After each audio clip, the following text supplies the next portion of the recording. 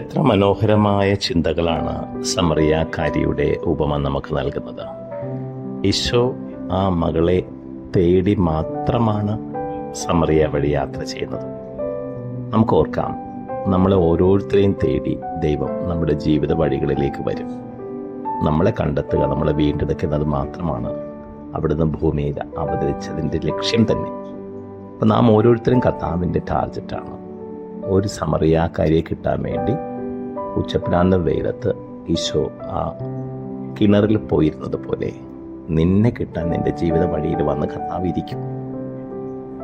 അപ്പോൾ അവളിലേക്ക് കർത്താവിൻ്റെ ജീവിതം ചെന്ന് കയറുന്നത് എത്ര മനോഹരമായിട്ടാണ് സുവിശേഷകൻ വിവരിച്ചിരിക്കുന്നത്.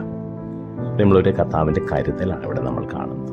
നിന്നെ കരുതുന്ന ഒരു ദൈവം നിനക്കുണ്ട്, നിന്നെ നഷ്ടപ്പെടരുതെന്ന് ആഗ്രഹിക്കുന്ന ദൈവം നിനക്കുണ്ട്. ആമേൻ.